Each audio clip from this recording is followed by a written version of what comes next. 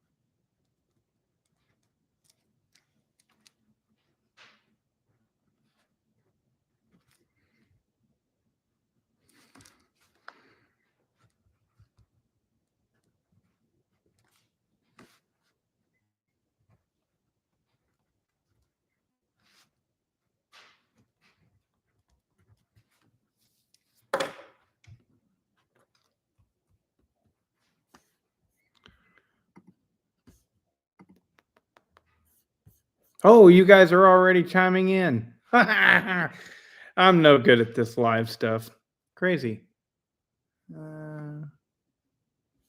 Hey guys. So hold on just a second. I gotta get a pair of scissors.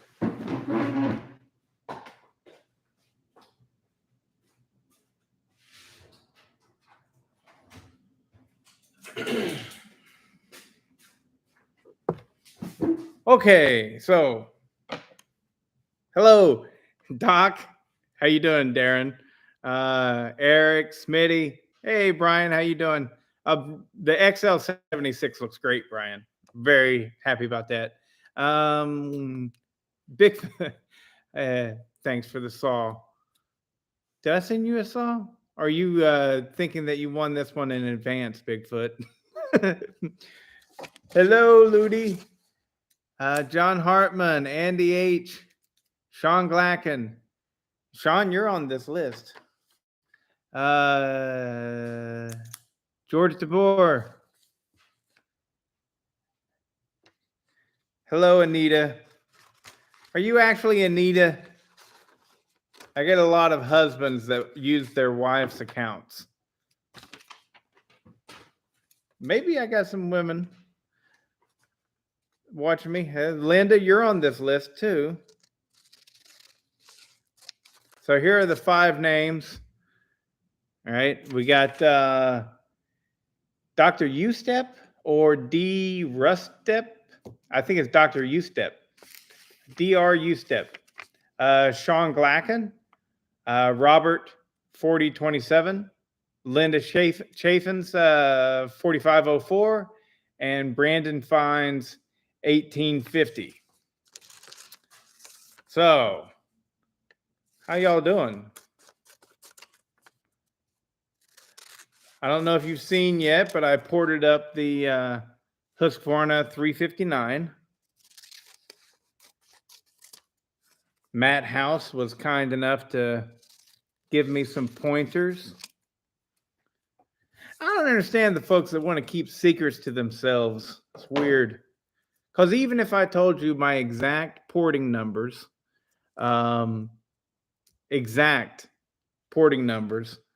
you couldn't port the saw like I do. I couldn't port the saw like you do. It's such an organic process. So why in the world people want to hold it to themselves, the little secrets and stuff, is beyond me. But let's see, what is everybody saying? Oh, so Anita, what's your name? Is it Anita? Because you just said no. It has to do when we bought the phones. Yeah, I'm sure you're the husband.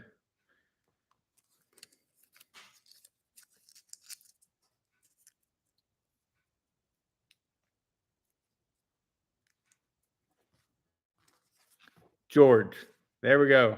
Hey, George, how you doing? You're on this list, buddy. All right, guys. Chevy 713. What kind of Chevy do you drive? My first car was a Chevy. It's 1976 Chevy Nova. And I loved it so much that I had a total of 4 of them. 2 of them were, no, I'm sorry. The first one was a 75. The second one was a 76. The third one was a 76. And the fourth one was back to 1975. The fourth one actually got a rotisserie restore by myself, and it's where I learned how to actually do a proper paint job. Now, I'm not saying that every paint job I do is a proper paint job, but I did learn how to. Oh, hello, Alan. I get what you're saying there. I do know how to do a proper paint job, and I gotta say it has scarred me for life, because there's like nothing worse than being able to see all the flaws in every single paint job, even from the factory. But anyways, how I got the Nova. You're not gonna tell me what your Chevy is. All right, I'm a Mopar man now. Anyway, so down to it. I know you guys want to. We got 5 people out there that really want to see who the winner is. Hey, mom and dad had a Nova. They were great cars.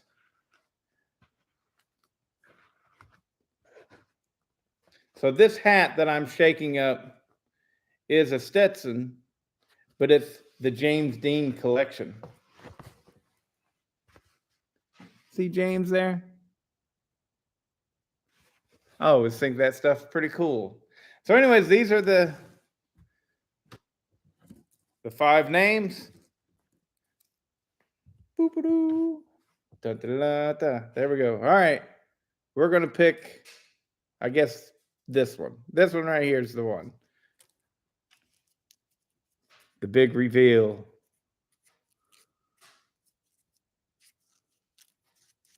Ooh, a Pontiac Phoenix is almost the same thing.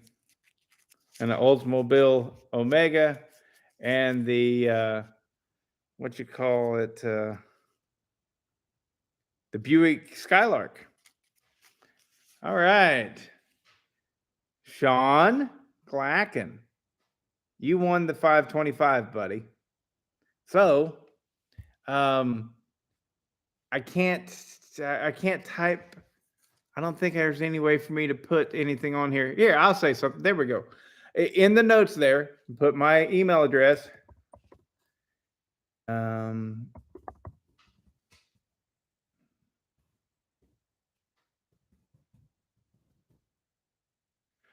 BodieChainsaws@gmail.com.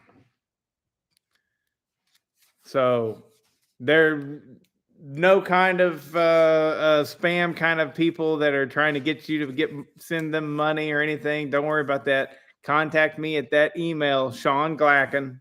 You have won. Okay. Bodiechainsaws at gmail.com.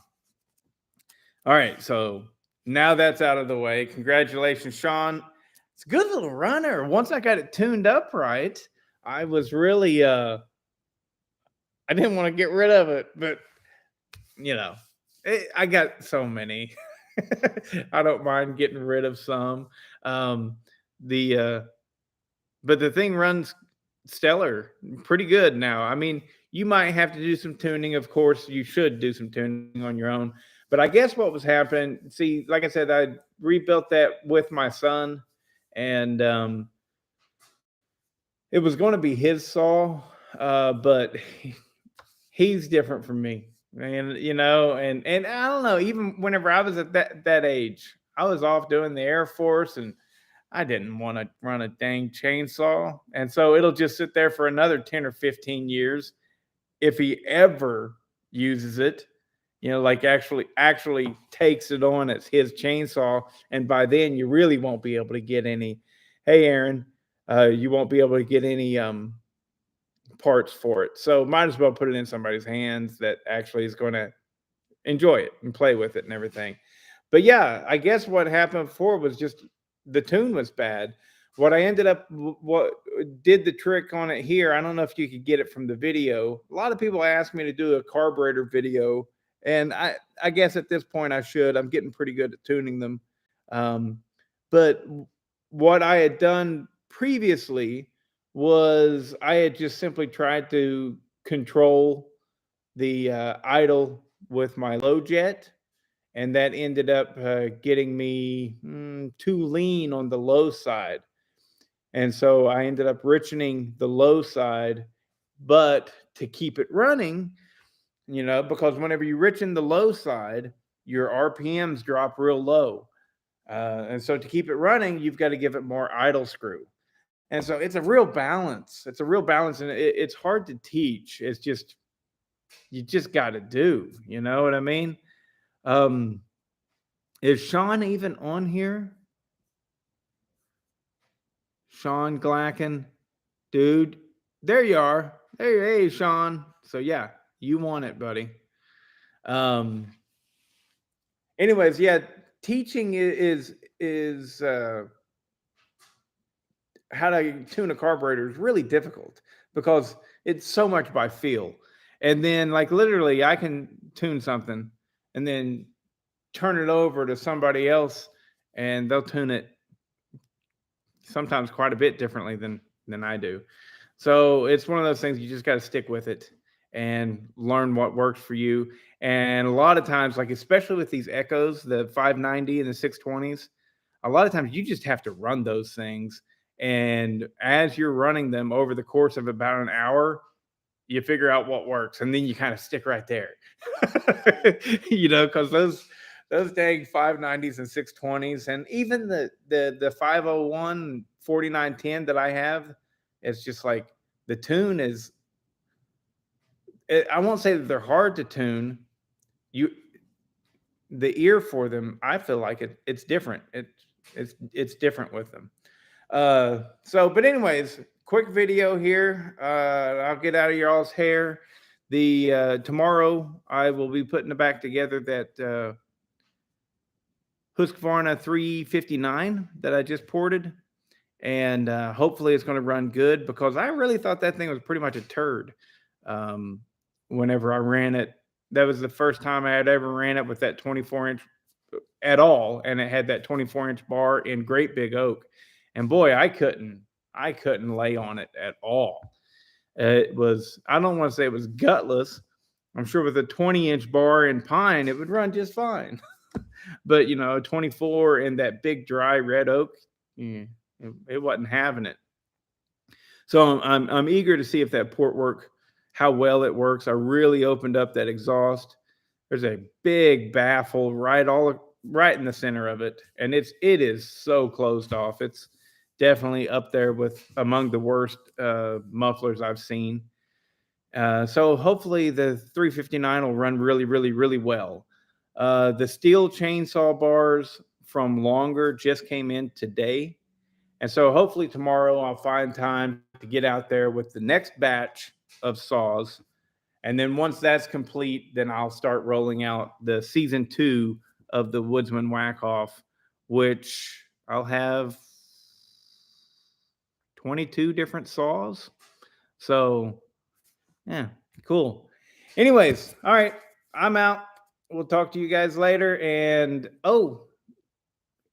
if you guys are going to be at Tazapalooza up in Washington State, maybe you'll see me there. I'm definitely going. I got plane ticket and rental car and all that jazz.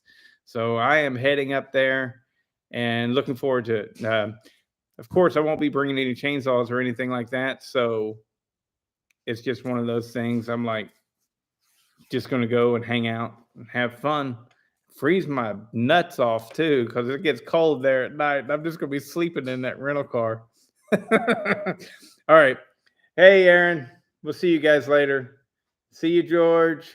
Screwdriver tuning. See you. Darren, see you.